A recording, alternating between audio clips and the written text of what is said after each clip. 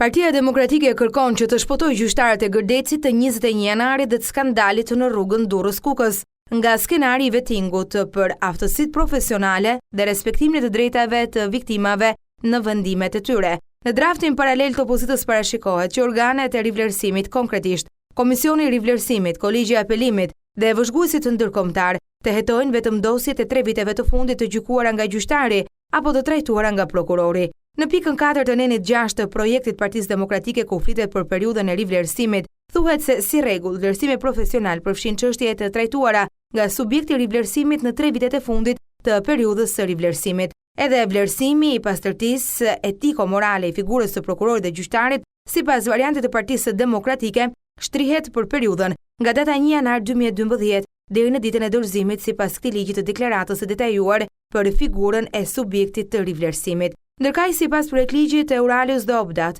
gjyqtari konsiderohet i papërshtatshëm për të qenë pjesë e sistemit të drejtësisë kur ka treguar cilësi të papranueshme në punë, gjykim të dobët dhe nuk ka respektuar normalisht të drejtat e palëve ose viktimave në vendimet e dhëna nga viti 2006. Në draftin Euralius Dobdat ka një zgjidhje të ndërmjetme sa i takon periudhës së rivlerësimit. Sipas Euralius Dobdat, vlerësimi i aftësive profesionale shtrihet nga 1 janari 2016 në vazhdim, sipas informacionit që disponohet në etikën dhe aftësinë profesionale.